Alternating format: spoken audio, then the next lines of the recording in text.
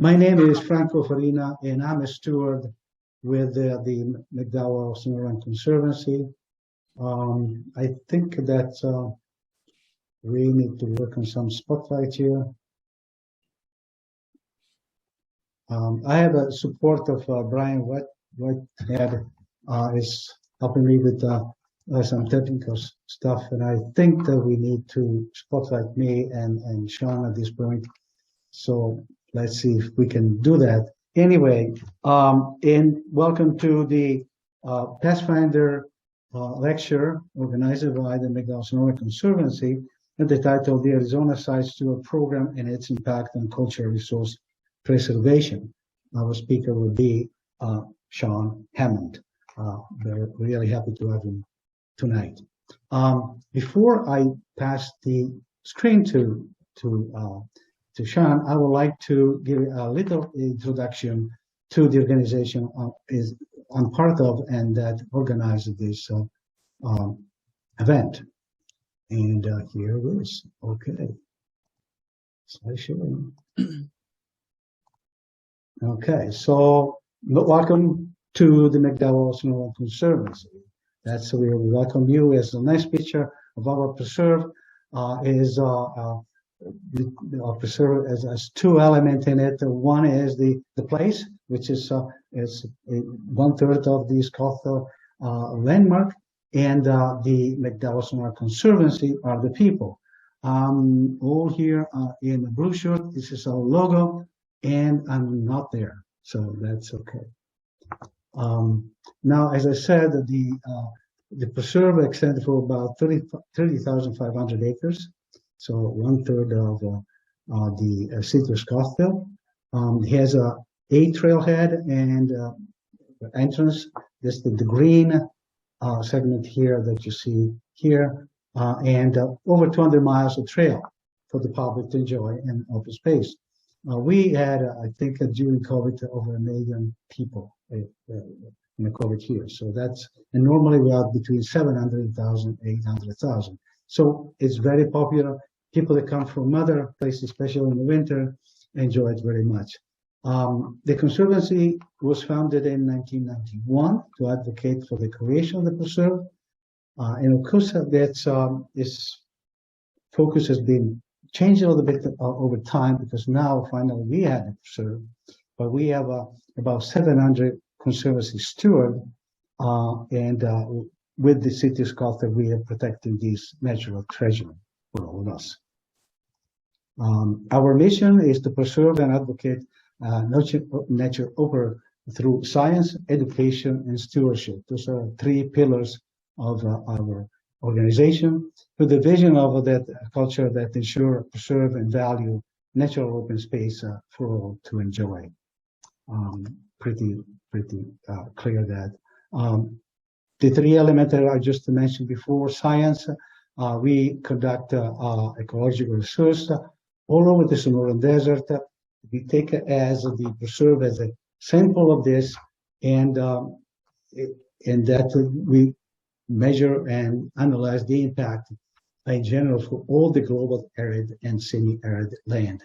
So that become an example and that we can transfer to other organizations. Education, of course, we focus on target STEM education, but not only that, also adult. If you go to our website, I will give you the URL in a minute, we have a rich calendar of events, both on the preserve, hiking, of all kind of, both fitness hike, but the majority of them are educational hike. And we introduced last year one type of hike we call walk. So not to scare people. There's a bunch of people that really want to walk in the preserve. They run away from the word hike, and those are educational only. And of course, at the end, stewardship, training, and deploy volunteers to increase outcome and impact.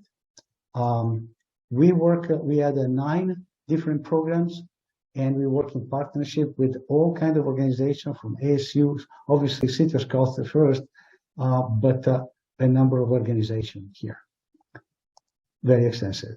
And one of these programs is the one that organized the lecture today, among other things. We have a number of 8 educational hikes with a historical component, and we have a lecture every month of the year except for December. We leave people alone in December, but that's what we do.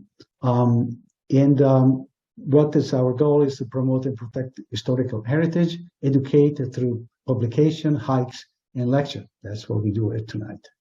And perform original research regarding history of the McDowell region. You see at the bottom left, this is the Browns Ranch here in the north part of the preserve.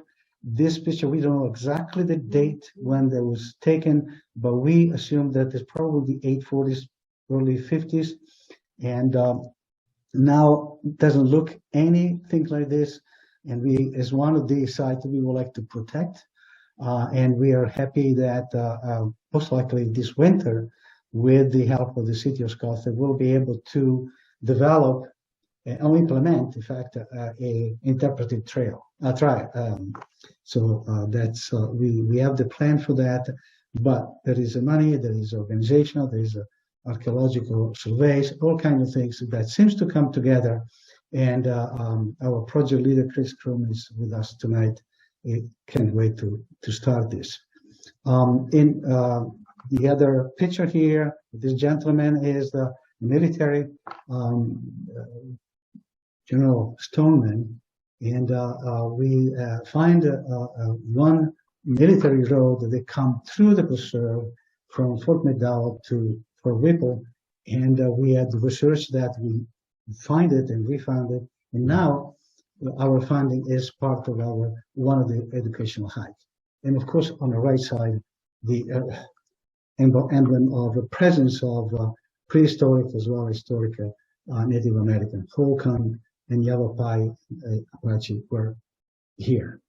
Lastly, we partnered with the state and local government to monitor and protect sensitive cultural sites. And this is part of our relationship with the Arizona Site Steward program. So we're very happy to have Sean tonight and talking about this very subject. If you want to know more about the McDowell Sonora Conservancy, this is the URL you want to go to, is www.mcdowellsonora.org. There's a number of initiatives listed in the website and a rich calendar of events. Suggested that you take a look at that. Okay, and I am done, so stop sharing. Yes? Do you mind if I just, I don't know if I missed it. When did the Past Finders, when did this program begin?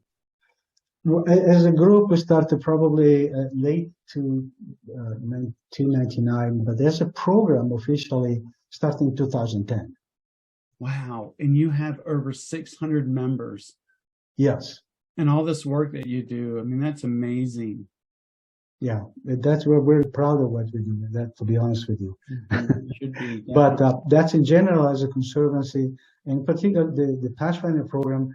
I am the chair on this moment, and it's a relatively small group of people because there are people really interested in history, but are very active, and I'm really proud of what we do. So that's wonderful. And with that, I would like to introduce the subject of tonight, the Arizona Site Steward program, and its impact on cultural resource preservation. So the point is here making is Arizona history, cultural resources are as fragile and fascinating as you probably know, and they need to be preserved and protected. This is the role of the Arizona Site Steward program. Now is in its 36 years. Sean Hammond will present a brief history of the Arizona Site Steward program, how it became the model for the creation and guidance of several other site steward programs throughout the West, and how volunteers play a critical role in every aspect of the program, and the preservation, of course, of their archaeological sites. Sean is also addressing the current challenge of protection archaeological sites and what may be the next great threat to cultural resources today, social media and uncontrolled visitation. We are experienced, by the way, this Browns Ranch site.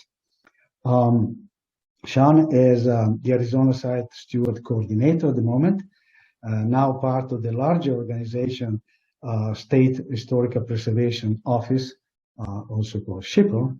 I think it happened 1 year ago, more or less to the date. I think it's in October last year. He is the promoter and coordinator of the initiative for the protection of archaeological sites in the state of Arizona, including the cooperation with the City of Scottsdale and the McDowell Conservancy in supporting the creation of the site program initiative within the Pathfinding program. So we're really happy with that. We will talk about that during the presentation and later. Sean is also heavily involved in the coordination of the 2022 Site Steward Annual Conference that will be held in Yuma, October 21st to October 23rd. To the Site Steward, they are on the call. I really highly recommend to go. I went for the first time last year, and it was an educational experience that allowed me and other, of course, Site Steward and for the Conservancy to start our activity. We may talk about later, but it's really well organized and highly educational. With all said, Sean, you have the floor. Thank you, Franco. I appreciate the introduction, and I'm really excited that Franco reached out to me earlier this year to ask me to talk to the group. The partnership that we have formed, or we're working on, that partnership started around 2020. So it's great to see how it has grown since then between the Site Steward program and the McDowell Sonoran Preserve. So yeah, I'm very excited to talk about the program tonight, some different things. And then I do want to say for, I see that we do have some site stewards, just looking at the list now. So if just to be prepared, at some point while I'm going through the slides, I'd love to hear from some of the site stewards that are out there that might want to talk about their own experience as being stewards. So yeah, but let's let's get started. And yeah, let me start the slideshow.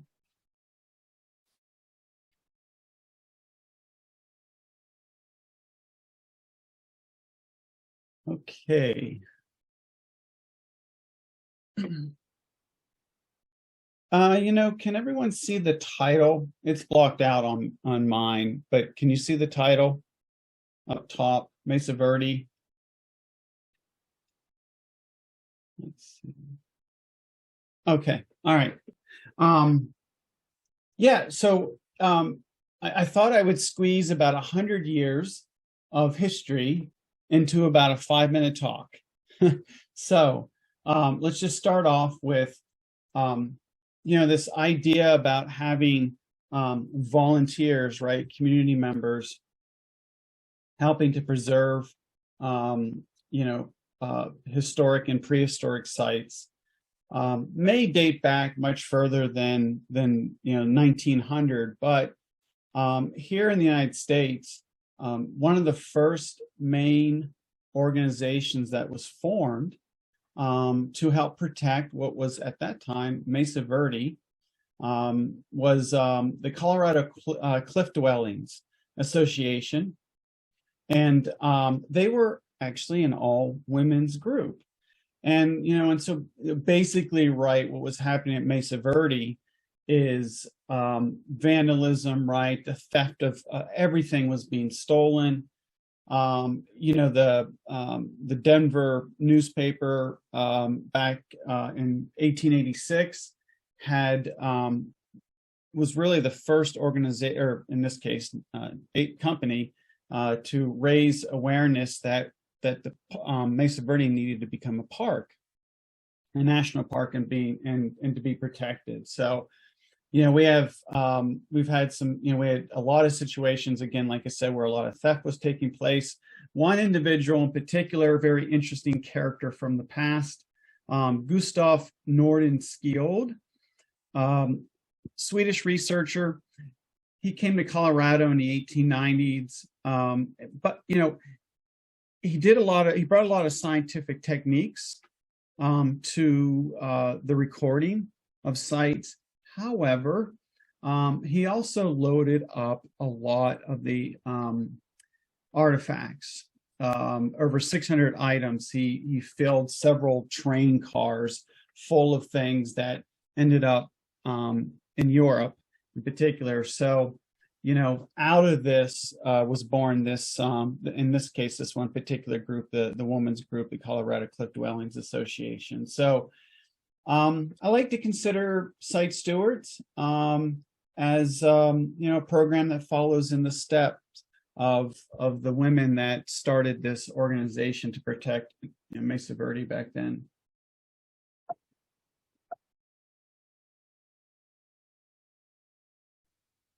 So yeah, so we get the Antiquities Act, right? Again, a lot of it came about because of Mesa Verde.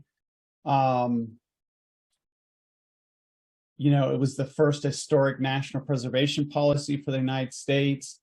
Right, I'm sure most of you obviously are really familiar with the Antiquities Act. Now, over the 20th century, though, the Antiquities Act, there were issues with prosecution of people that were stealing things, damaging things. We had some courts that just said that the law was too general. And so as a result, in really about a 70-year period, only 20 cases were, there was only 20 basically convictions or arrests, I should say, but only 10 convictions. So in just over 70 years, right? We know there was a lot of people causing a lot of damage, and certainly stealing a lot. So the Antiquities Act really wasn't strong enough to really be a deterrent for people to, for people not to steal antiquities. So now, as a result of that, we get the Archaeological Resource Protection Act that happened in '79. So that had more teeth to it. And so there's been more convictions, but it's still a challenge, even, despite the fact that we have the Antiquities Act, we have ARPA, it's still a challenge convicting a lot of people. So that's something that's just always been a problem. Now, so we're coming into the 1980s, right? And the theft of antiquities was just off the charts. It was, it was really heartbreaking how much was being stolen, how much was being damaged. So you can see here some of the data from the GOA office. About 32% of recorded sites for national parks, BLM, Forest Service, within the four corners out here, reported that they had been vandalized or looted. But there was another 33% that weren't reports really, but these are sites that might have been impacted by vandalism. Overall, though, we only had about 35% of total sites out here in the Southwest were listed as undisturbed. And one really stands out to me is Utah. The data that they collected, they showed that 50% of recorded sites were being vandalized, right? So, and of course, a lot of this vandalism, right, or I should say the looting in particular, right, was to, it was a business for a lot of people, and it's still a business for a lot of people, unfortunately, today. But we certainly had a lot of national and international markets that thrived off of all this threat.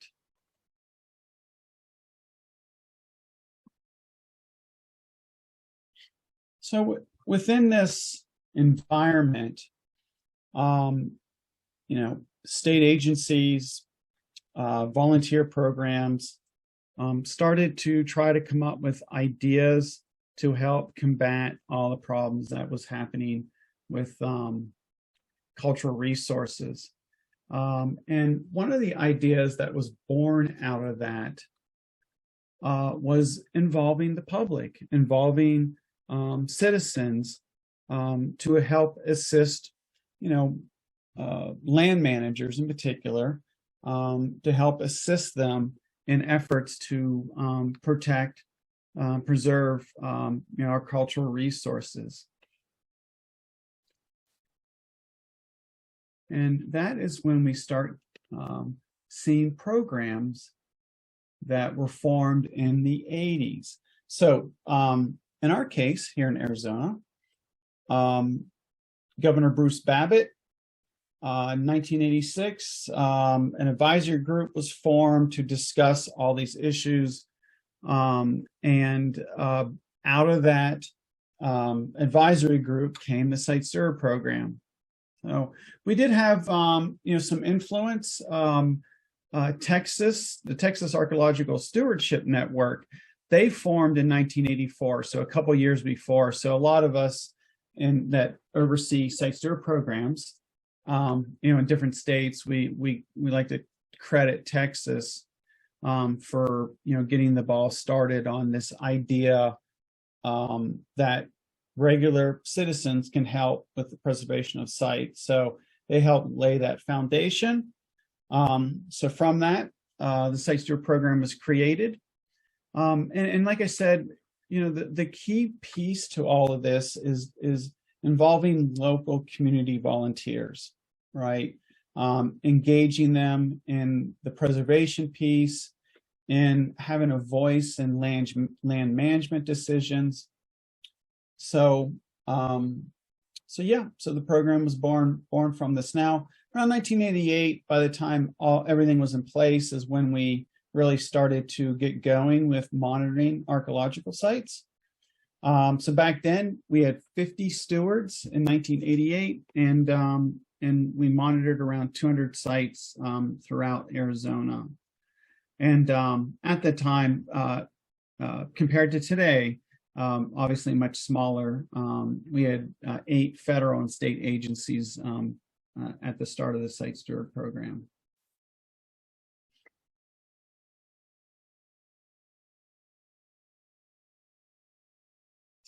So what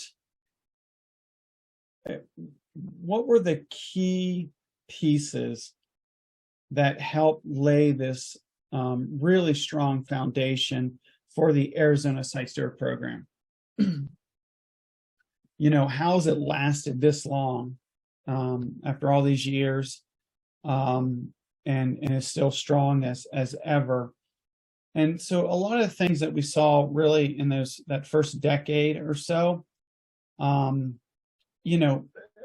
just start with just being a site steward, right? It's interesting. People love being site stewards. Some people coming into the program who are really concerned about preservation, frustrated by how we handle tribal situations in the past. Some come into the program that love hiking, and ultimately, lifetime friendships are born out of this program. The education piece, right? Learning about cultural resources of the Southwest, archaeology. These are just things that are really interesting for site stewards. So that being, one of the most important components of this strong foundation. And you have to have really dedicated volunteers. And I've managed several volunteer programs over the years, and I've never been involved with one quite like this, with the dedication. These are individuals that in many cases will spend 5 15, 20, 25 plus years in the program. And we just had a fantastic core of dedicated volunteers in the 90s. And in fact, we still have several folks from the 90s that are still site stewards today. So just great support. Land managers, right, or land owners, I guess I should say. Well, and land managers, the archaeologists. Again, a lot of really important archaeologists in the late 80s that helped put the program together, and throughout the 90s. So we had a lot of support throughout the state, a lot of just very good individuals. There was the leadership piece, certainly under Governor Babbitt. You have a scientist, preservationist, right, as the governor. So that was that strong leadership from the governor. And also, governors after Babbitt. State Parks has been the agency that was tasked with overseeing the Site Steward program. And within Arizona State Parks, we have a division or department called the State Historic Preservation Office. So that's SHPO for short. And the program itself has gone back and forth between being managed by Arizona State Parks managers and SHPO managers. And I'll talk a little bit more about that later. Also, there was a solid structure that was put into place. We have a central coordinator, right, which is my position. So handle all the admin duties, the grants management, all the agreements, conferences, the manuals, the reporting. So, I have a very specific role in the program. And then for the next level, we have our regional coordinators. And a regional coordinator is just simply someone who oversees a region. And I have a map coming up that I'll show you how the state's broken up into 25 different regions. But those regional coordinators, they're volunteers, but they have stepped up to take on a region. And when you step up to take on, a region as a regional coordinator, you're certainly taking on a lot of duties. You're working day to day with that, with your site stewards, working really closely with the land managers. And as I will probably say several times today, regional coordinators in the Arizona Site Steward program, they are absolutely the backbone of the program.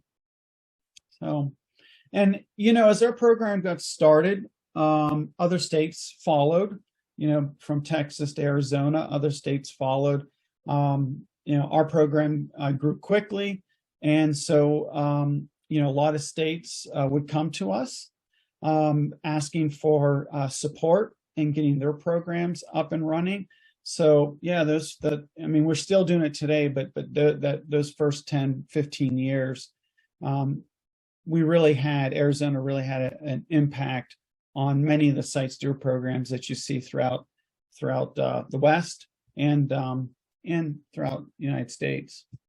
So, yeah, and as I said, I just with the continuation today, we have a partnership that just formed 2 years ago, something that I was involved with.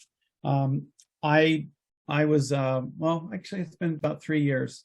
Yeah, I got a phone call from coordinator for Utah's. Utah has different site steward regions, and I got a call from one of these coordinators in Utah. This was around 2019, and she wanted to know if she could borrow some of the things that are in our manual, right? And I just became the site steward coordinator in 2018. So this was my first call that I got from someone from out of the state. And I was like, yes, of course. Yes, I'd absolutely take whatever you want, right? And, oh, excuse me. And eventually, that coordinator, she travels here to Arizona quite a bit. So we got together and we're just sharing all these great ideas. And I mentioned to her, we got to have a conference where all the state coordinators, throughout the West meet, maybe every 2 years. She loved the idea. She took it to her friends that were overseeing site steward programs in California, and the California folks just took off running with it. And so, yeah, we have this fantastic partnership now with, we're up to about 18 different states with site steward programs, and some of the amazing ones that we have, Florida, all the way up to Alaska. When we had our first conference in 2020, it was really exciting to learn about the challenges and the cultural resources that the state of Florida and Texas and other states had. So, yeah, like I said, just we've been a big influence for many years. Okay, what exactly do site stewards do? Well, our primary role in the program is we monitor archaeological sites. So our land managers, they assess sites, determine if a site might be at risk for further damage. So a number of factors go into the sites that are selected in the site steward program, and it's always growing, by the way. There was 200 sites in 1988, and today we have over 2,400. So, but our main responsibility is to monitor, observe, and record any changes to those sites. So when you're a site steward, one of the most important things that you will be doing over the course of each year is you're going to be visiting some designated sites that you are part of a team that monitors those sites. And so learning everything about that site, right? If there's been any vandalism before, any damage maybe to petroglyphs, you want to learn every detail about that site. And of course, many of our sites are really large. So, but the more familiar you become with the site, obviously the more that you're going to find when something is out of place, and reporting that is really key. And I'll get into a little more about the reporting piece. So we're not law enforcement, though. So for those of you here tonight that are going to be interested in becoming site stewards, our field training that we provide to all new applicants goes into detail about how to handle situations where, let's say, you're hiking to a site to go monitor it, and you notice someone up ahead close to the site. Maybe you see shovels, and maybe you see vehicles that are parked at a site that you normally would never see. Maybe a hiker walks past you with a shovel in their backpack. You get to the site, you see that there's holes everywhere, right? This happens. Site stewards run into people, not often, but they certainly run into people who are in the act of committing a crime. So, but we don't approach those folks. We don't detain anyone, absolutely not. But you're trained to observe, right? You kind of put your CSI hat on and pay attention to everything that you might see if vandalism has occurred. So the other thing about the Site Steward program, makes us a little different, I suppose, than maybe some other organizations. We're not a tourism-based program. Confidentiality has been the cornerstone of the program, right? So we don't take non-site stewards to sites. we don't share site information, site location information. And now, and these policies come from our land managers and also our tribes. So confidentiality is critical. We also get to do some really, really educational projects and really exciting projects. The longer you're in the Site Steward program, you're going to be working with, land managers, these archaeologists, and there might be a site that you might have a wall that's starting to falter. And so you may be, encouraged to volunteer to help stabilize, a wall. Graffiti is a major problem with any archaeological site. So, often you'll be asked, if you'd like to participate in graffiti removal, things like that. And of course, education and outreach. That's a really another very key component of our program. And everyone is invited to the Site Steward program, right? Maybe hiking is not something that you're very good at, or it might be out of the question. That's perfectly okay. We have lots of other things that site stewards can do. The education piece is a big one, all the way to helping the regional coordinators with administrative work. So so everyone is welcome to the Site Steward program. So, and speaking of the education piece, Project Archaeology, I will be talking about in a little bit. This is a wonderful program that is taking place right now. So yeah, let me give you, we'll get into it a little bit later. Okay, the state map. So like I said, right now we have 25 regions. It changes though. Sometimes we might merge, two regions, for example. But as of right now, we have 25 regions. All the way down to the border with Mexico, all the way up to the border with Utah. In fact, a lot of our Arizona Strip site stewards live in Utah, St. George in particular. So we cover a good chunk of the state. Yeah, so let's see. Okay. A little bit about the makeup of our volunteers.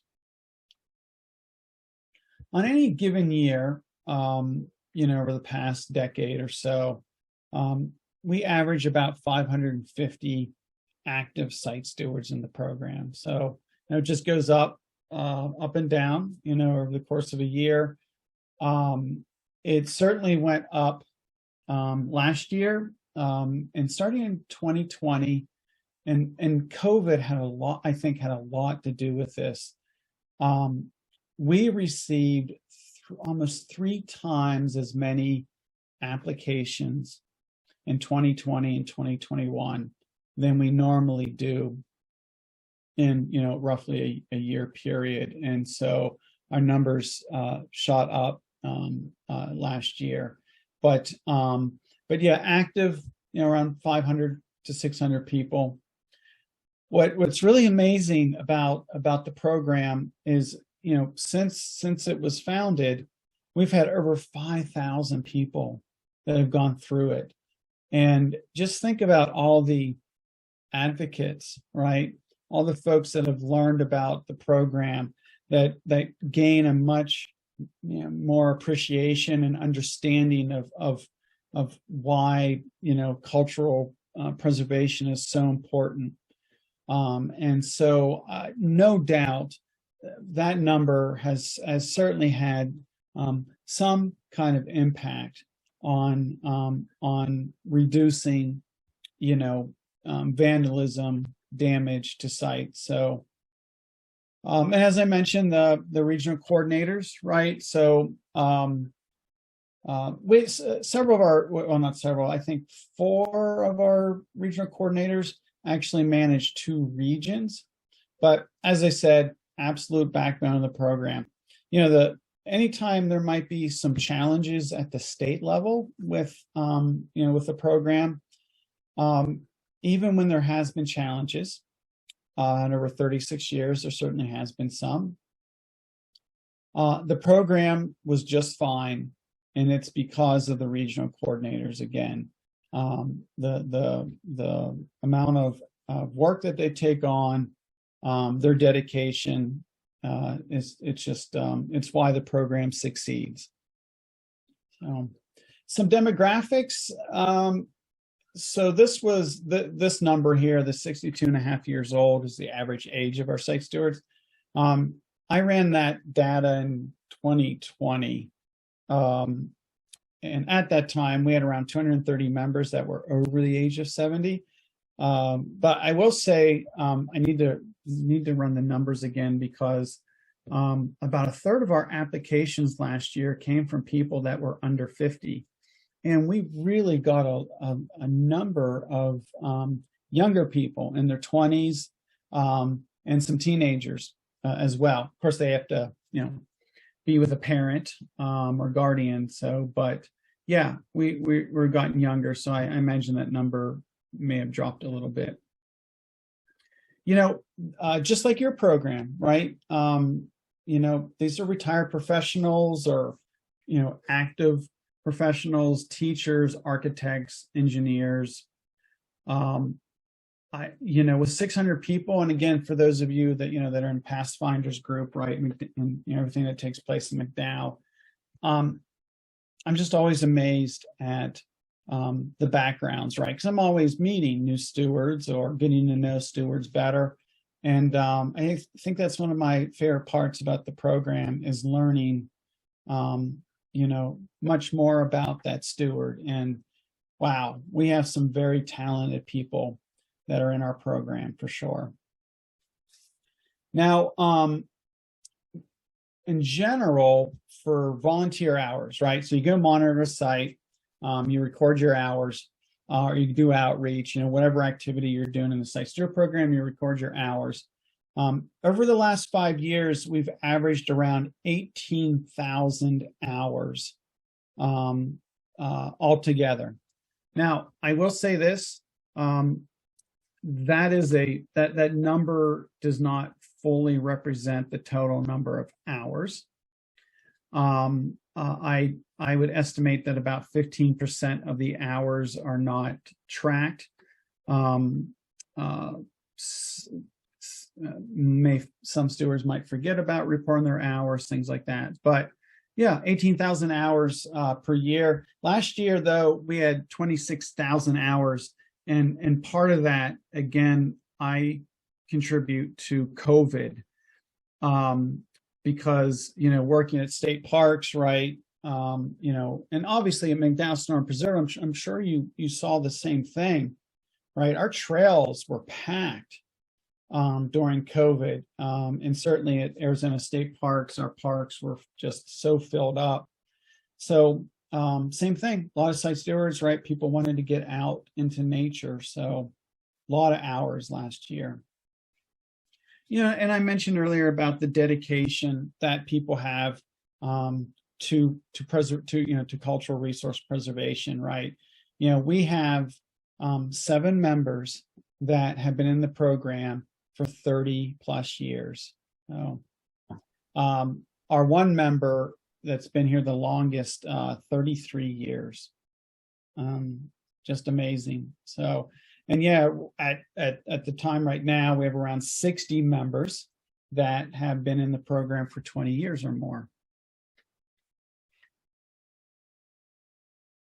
Let's see, I think it's about this time. Yeah, let me see. Yeah, after this slide, I'd like to see if some site stewards in the group might want to say a couple things about their experience and what they enjoy about the program. But yeah, let me quickly go through this this one particular slide. So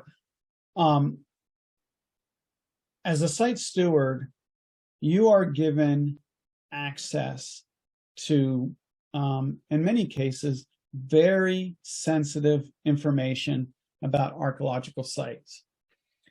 And so as a result, the program has always had what we call our code of ethics. So it's the standard by which site stewards, really live by, in the program. And I'd like to think that most site stewards, if not, the overwhelming majority, the code of ethics is something that they adhere to, no matter whether they're volunteering, out as a site steward or just on their own visiting a park in another state. So, you have to remember that a lot of sites in Arizona are connected to tribes, and that respect is key, right?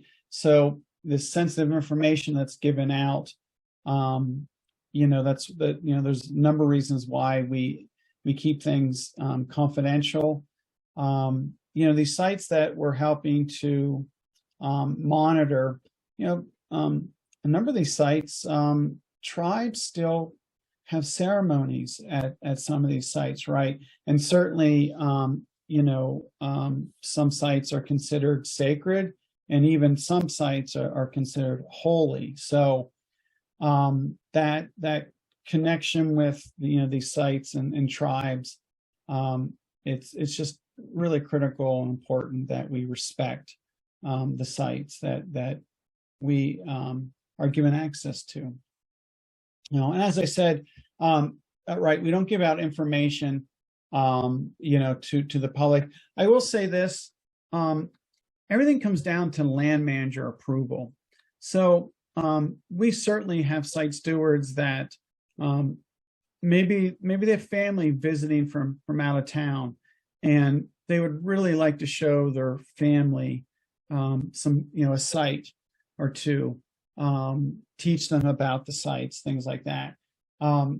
If that's the situation, then that site steward just needs to go to their regional coordinator, and then the regional coordinator will ask the land manager if that's okay. So it's and a lot of times the land manager will be fine with it. So, but in our program, it's just key that we ask for permission from our land managers. So, things like putting site location on the internet, images, it's just absolutely no.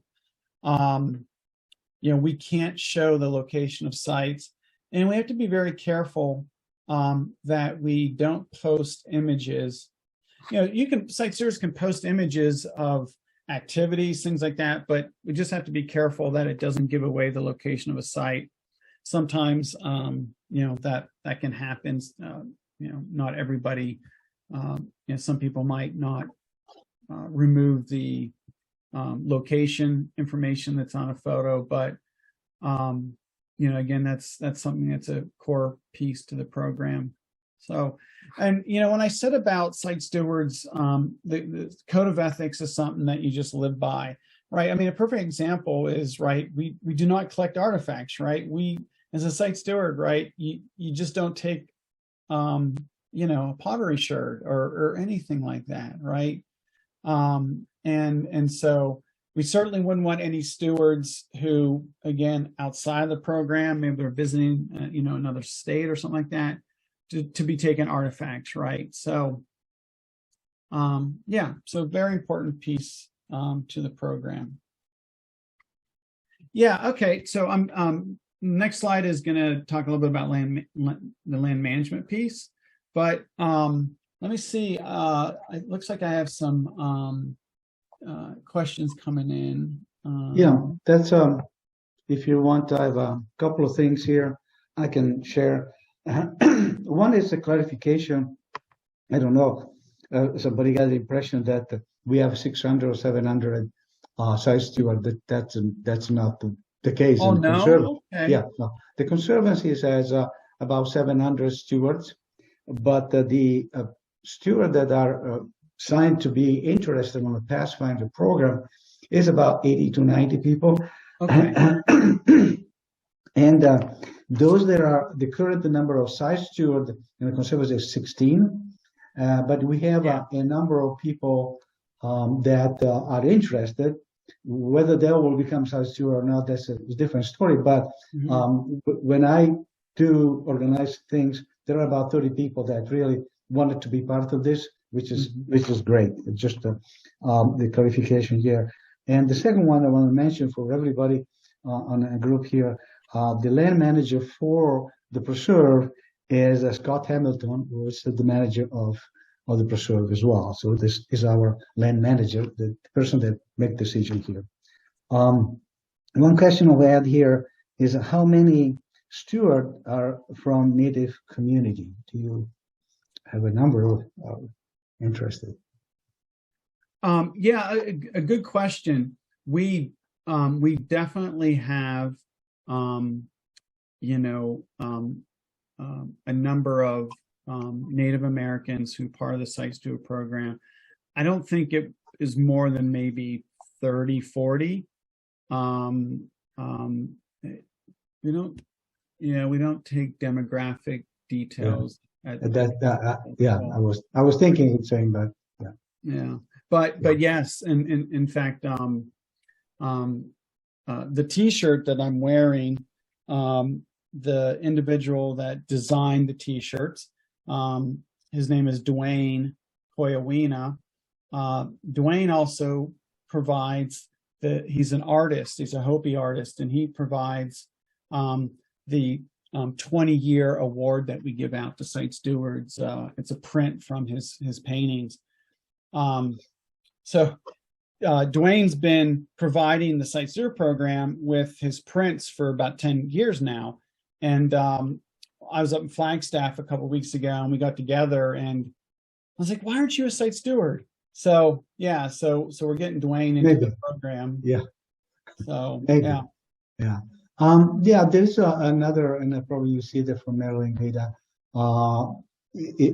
She likes the presentation. She would like to see maybe a follow-up on identification of those responsible for damage and to sites, evidence collecting, this kind of things.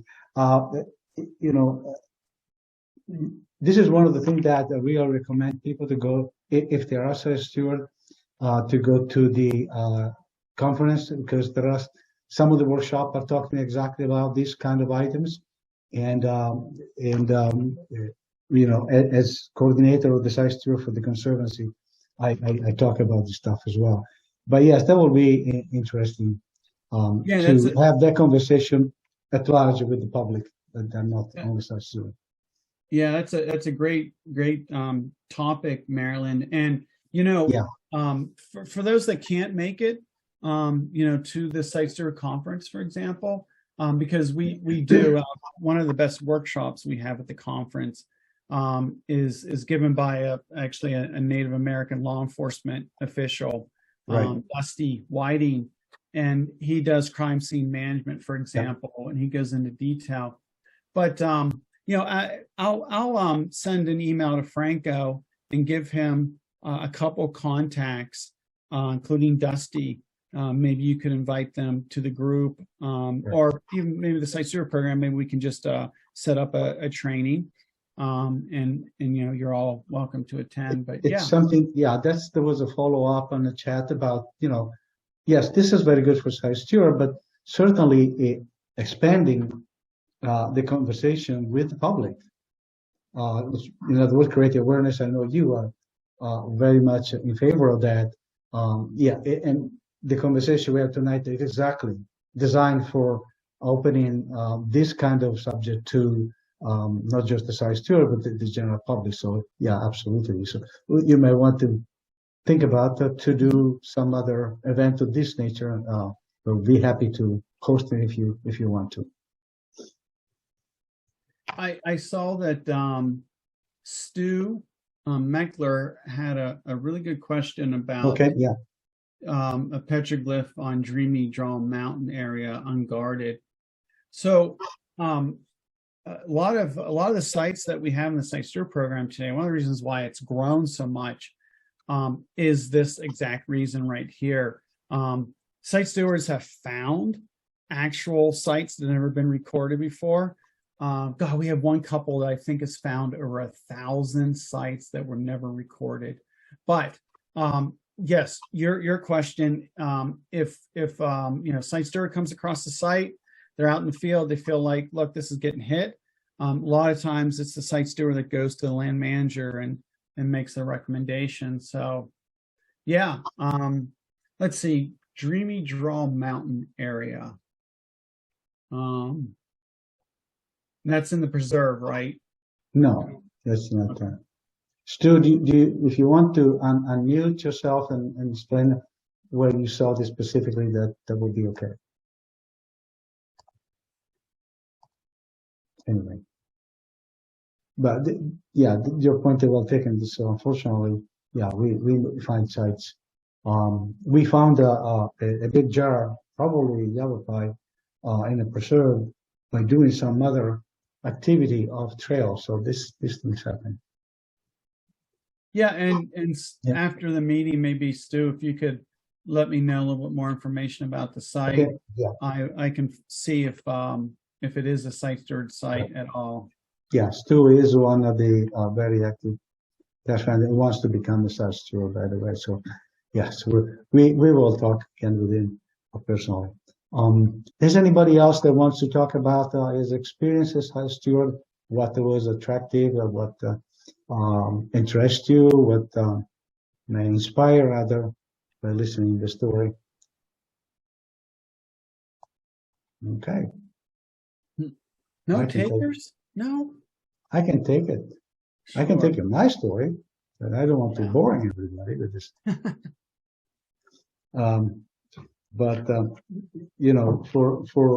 For the steward of the conservancy, I mean, we had this Pathfinder program for many years, but that was 4 years ago that we started engaging the City Scout as well, the Site Steward program, the Arizona Site Steward program, to try to develop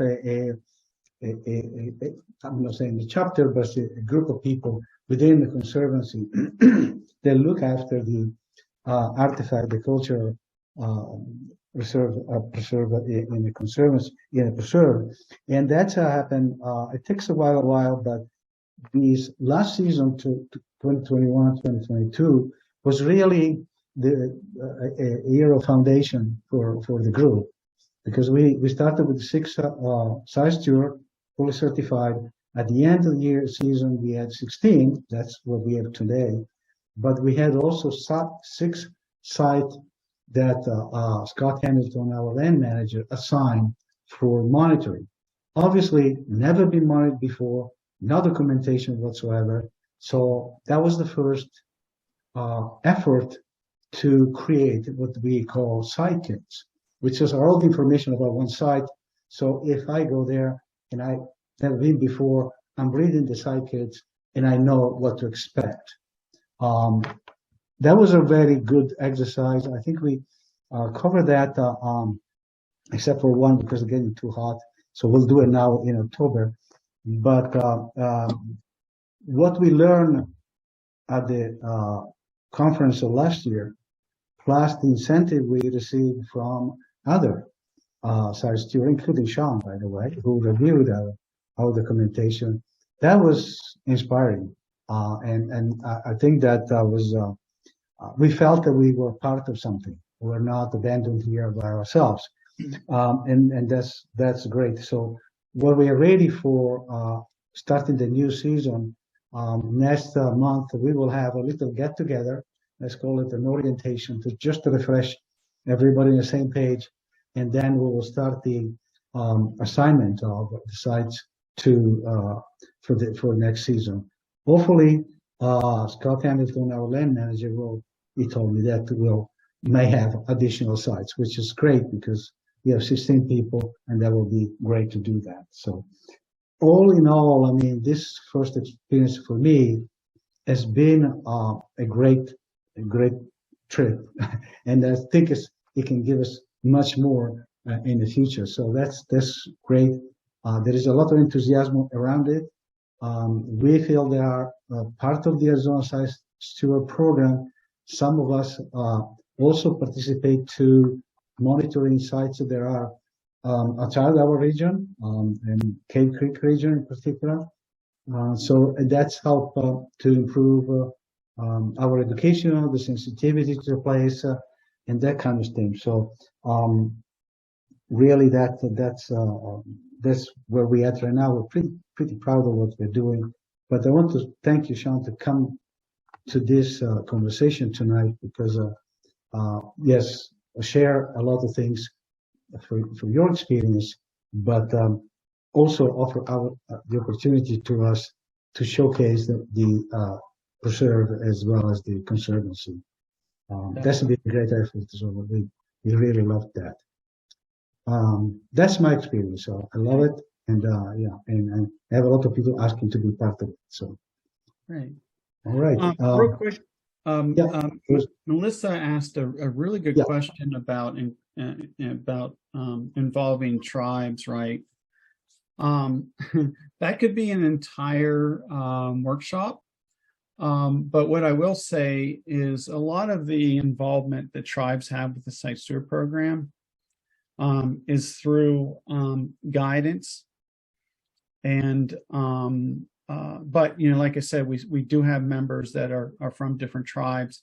The response that we often get from tribes when it comes to the Site Steward program is that tribes really want to have their own programs internally, right, at the tribe, and a lot of them talk about the youth piece, about engaging their own youth in helping to protect sites, to learn about the history. And so yeah, it's a mix, but we get a lot of advice. Like I said, anyone's welcome to the program. We also get a lot of training from the tribes. So at our conferences, session workshop, on like Zoom talks like this. So yeah, it's all encompassing, but yeah, a lot of it is the tribes want to just have their own programs. So, but yeah, we do what we can. So, and Michael is asked about human remains. Yeah, so if you're in the Site Steward program long enough, you will more than likely find remains that are human, and this is going to be one of the most important things that you will learn in your training, is how to handle a situation when human remains are found. Because if you do something wrong with human remains, we could really have some problems with maybe one or two of the tribes or so that might be connected with those human remains. So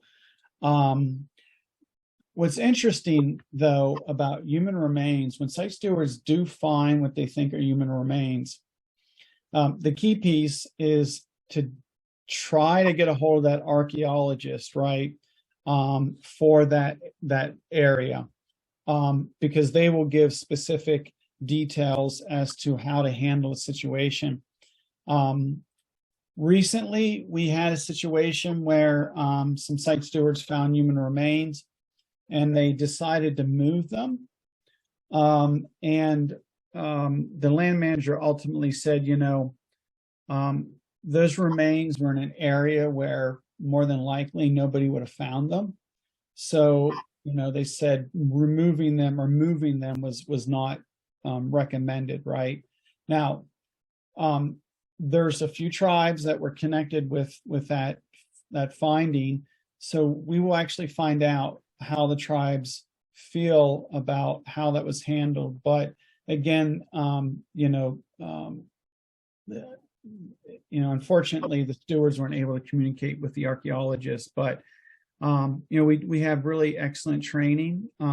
We always, at our conference, we always have Arizona State Museum always does a talk on situations with human remains, but it certainly does happen. You don't want to be touching your remains.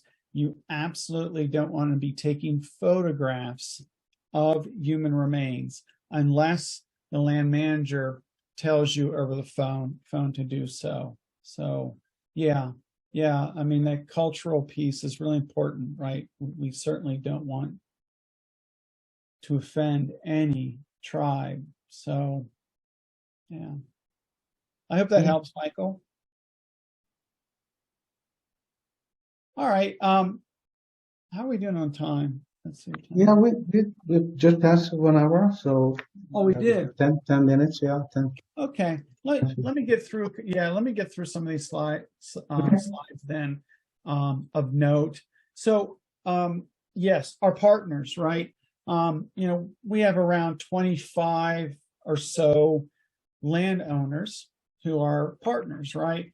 And when it comes to a partnership, there's the official, right, governmental paperwork, right? We do an MOU in our program.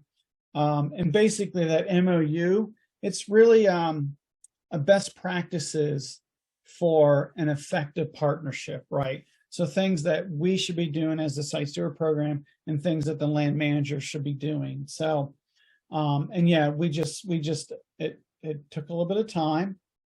When lawyers get involved with these MOUs, sometimes it takes a while. But we just signed the Scottsdale one earlier this year, and it's going to be good for 10 years. But yeah, so we have a number of cities. These are just an example. These aren't all of the cities and all of the land managers, but some of the big ones that we partner with. Now, for a successful region, you need to have your land manager involved in some key pieces, for that region to be successful, for site stewards to be happy, for site stewards to get feedback, things like that. So a couple things that land managers really absolutely should be doing. They should participate in the training of new site stewards. So, or if they're not doing the initial field training that site stewards do, certainly it'll be important for that land owner to give a presentation on that agency, right? So if you're a BLM archaeologist, right, from the Kingman region, right, you certainly would want to give an orientation to new site stewards about what to expect, right?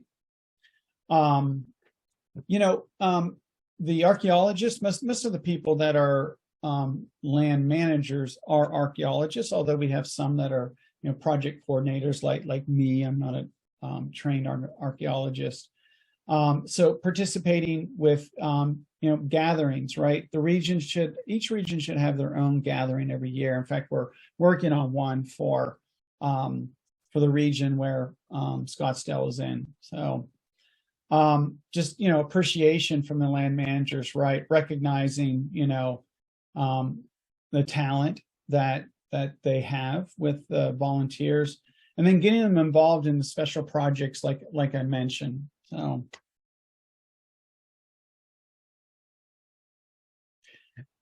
just a couple of things that in my position and just SHPO that's important. We talked about the conference a little bit. When I was asked to take on the Site Steward program, I was working on another program at State Parks. And when I first learned about the conference, I felt like, we're spread out.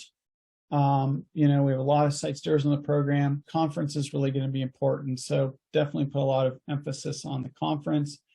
Also, yes, you monitoring sites, outreach, but we have to really, truly, again, recognize all the skills and all the experience that site stewards can bring to the program. So Franco talked about putting together that site kit packet, right? And how rewarding that was. And it was a lot of hard work to do that. Each site has its own, should have its own site packet.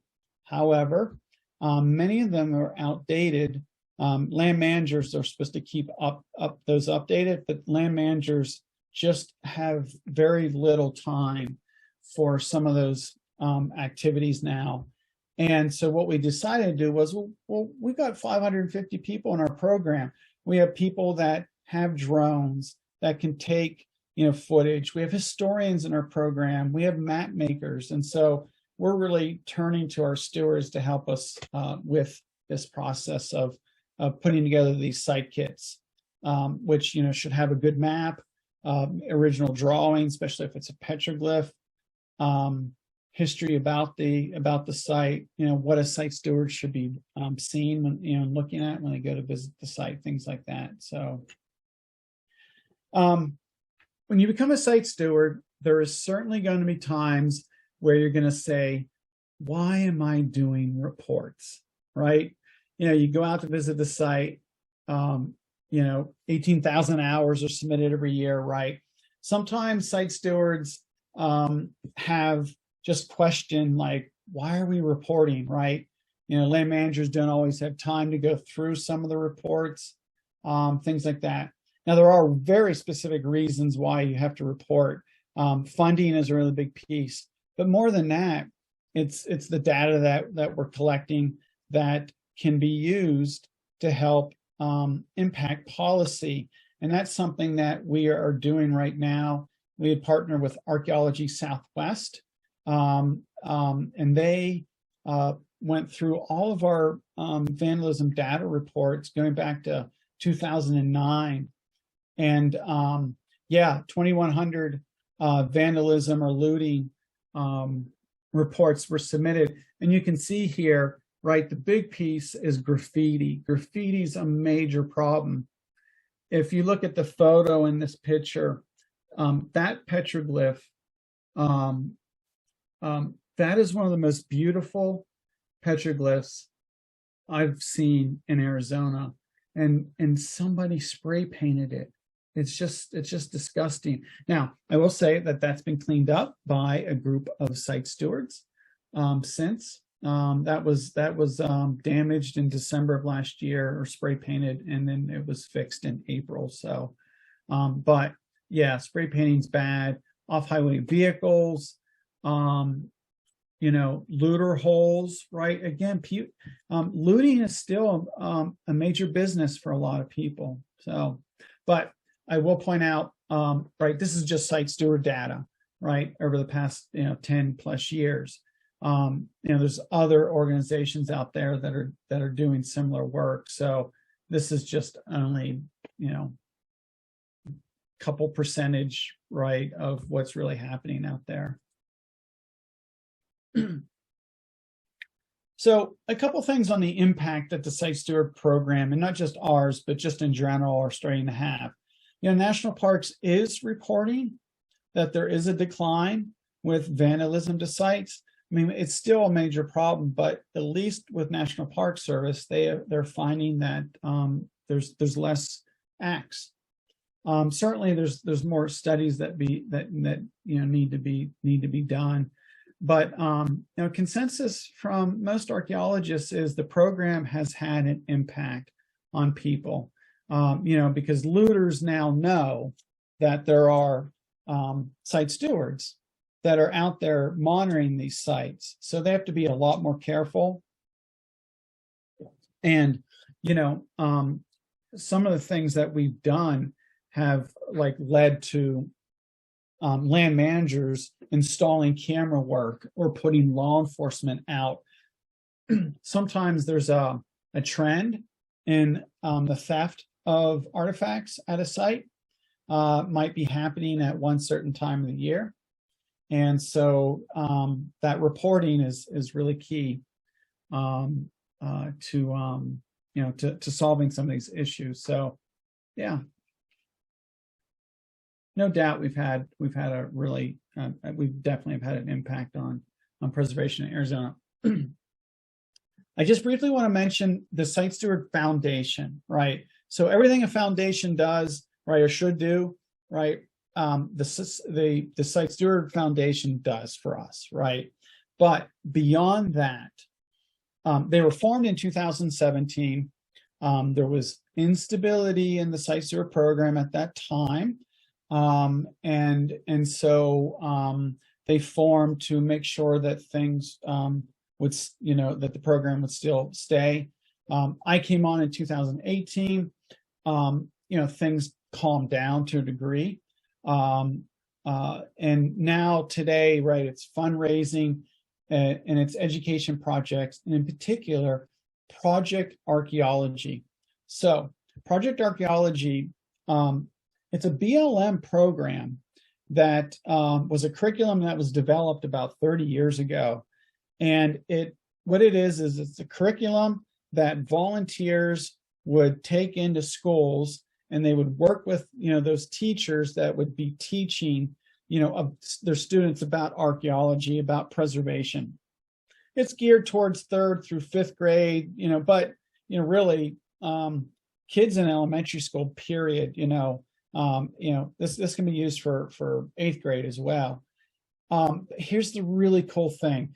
We just brought project archaeology to Arizona about 3 years ago. And then when COVID hit, we decided to take that curriculum, right? We had to develop other components to that curriculum to match what's happening here in Arizona. So, for example, we developed some wonderful videos of rangers and archaeologists talking about sites like Casa Grande and other well-known archaeological sites. So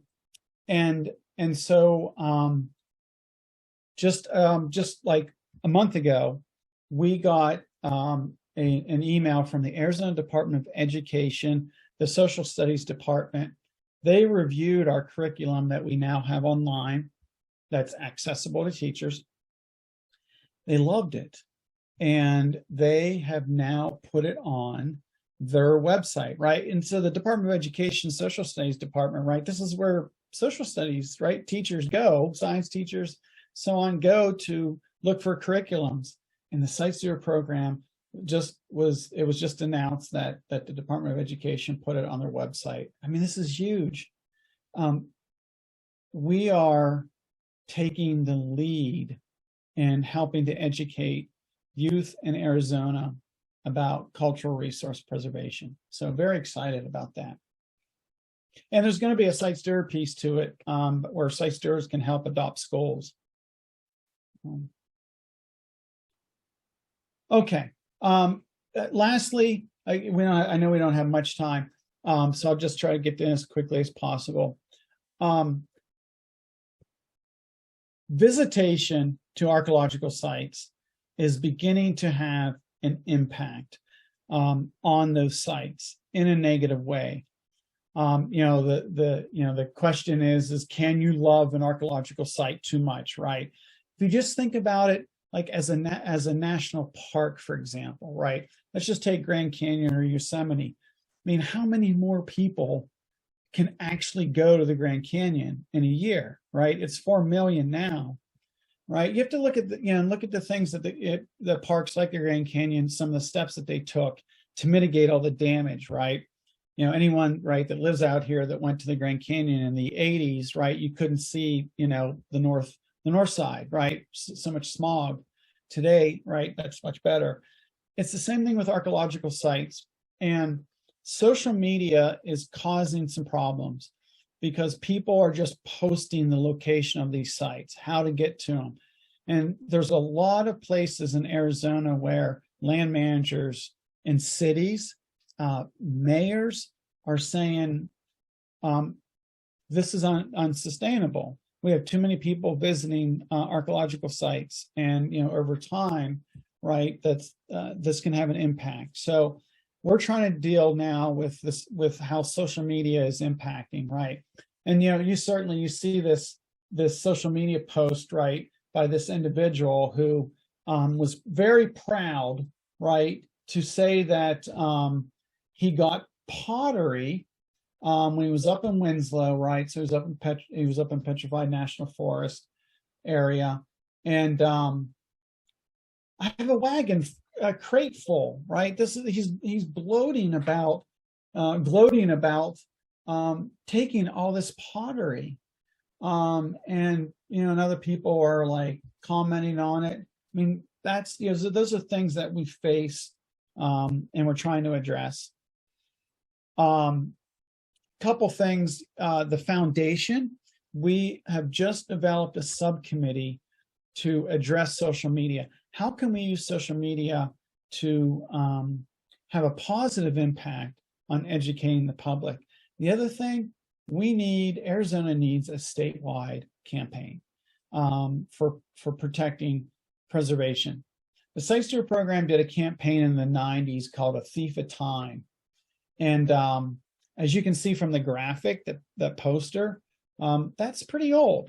And so we just don't have a lot of these. We need to have them. We are exploring ideas to hopefully soon develop a statewide campaign where you're going to see them, different mediums. So, yeah, Site Steward Conference. If you need anything about the conference, just Franco can send you the newsletter, for example, that has information about the conference. We have a really wonderful one this year. We have some amazing workshops. I'll skip over this one. Well, I put the URL of the conference on the chat. Oh, great! So people got it. Yeah, good. And my reference if they need more. Yeah, that'd be great. Yeah. Lastly, a couple things I'm really I guess proud, but just happy about. I do come from a background where I worked a lot of programs with youth, and usually each semester I will have a student volunteer. And this is just some of the student volunteers I had. Actually, one of the student volunteers that I had a couple years ago, Anna, she ended up volunteering with the McDowell Storm Preserve. I couldn't find her picture. I was trying to find her picture so I could put it in here, but wonderful story about Kate, the photo here on the left-hand side. Kate became a site steward in 2016. Her mom called me and said, my daughter loves history and she wants to pursue a career in it. Well, she was a sophomore at that time. And so I recommended some things at Parks, and I said, well, what about the Site Steward program as well? Well, the whole family joined it. Kate fell in love with it.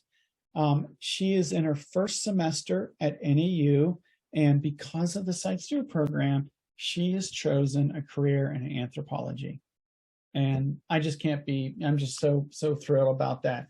Clara's another one, Site Steward. She now works for National Parks up in Flagstaff.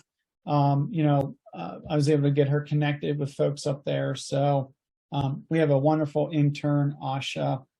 I have a student right now, Wyatt, there. So yeah, some of the really fun things that we try to do here in our program. So that's it. That's all I have today. Is there any questions that folks have? Not at this point, but just a note, Sean and everybody else, the Conservancy has also a program for youth, and the Pathfinder are collaborating with that. We have a Inspiration Day, and we engage with Project Archaeology, so there will be start the collaboration. I don't know. It's the first seeds of that, so in November we have the first event, so but yes, there is an intention to share experience and resources, so it's great. Yeah, that was great, right? That email came across, and like, we want to develop a youth program. It's like, hey, we might have something for you, right? And that partnership, right? This is just a great partnership that we have with Scottsdale and the preserve and so on. So yeah, very excited about Project Archaeology for Scottsdale. Okay. So, yeah, this was a great presentation, great experience. I'm sure that, I mean, I loved it, and I'm sure that our audience also appreciate it. Thank you very much for spending the time and to share that. And I think that our collaboration will continue in the future. Absolutely. Definitely. Thank you, everyone. Yeah. And I'm posting my email address in here. Okay. So some people asked. Okay. Yeah. Look at that. Right. That's what's happening. Great, everyone. That's what's happening. Yes. Wonderful to be in the group. Okay. Everyone have a good rest of your night. Say it again. Oh, yeah. Thank you very much. Are we done? Yeah. Or do you want me to stay on a little bit? If anybody has a question, that will be great. Otherwise, we say thank you and have a wonderful rest of your evening. Thank you. We'll talk. Bye, everyone. Bye, everyone.